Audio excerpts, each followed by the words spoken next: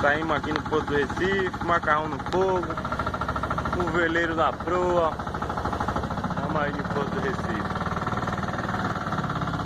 Vamos embora, mexe o Ronaldo lá no governo. Vamos embora.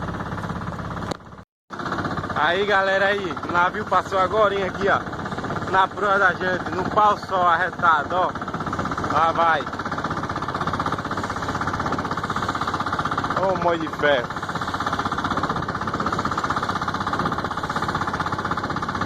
Panamá. Panamá. É. Lá vai ele, um cacete só. Fica só o liso dele aqui, ó.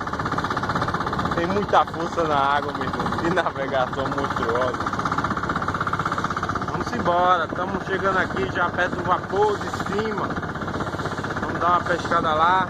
Já matamos um douradinho por ali. Um douradinho ali, ó. Veio na rapala. O douradinho tá aqui.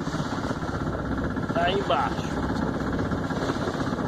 Valeu galera, vamos lá, vamos embora. Mexer o nó aqui. Tarde do dia, o sol se pondo. Chegamos aqui no Pesqueira agora. Viemos, estamos aqui.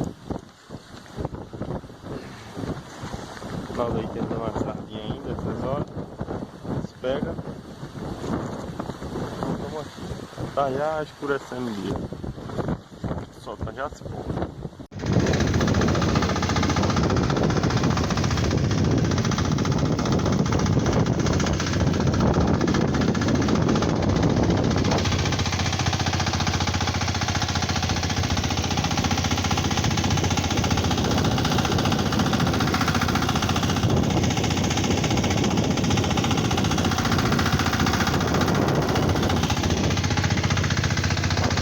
Abortamos a missão, muito vento, o mar está impraticável, retornamos à terra.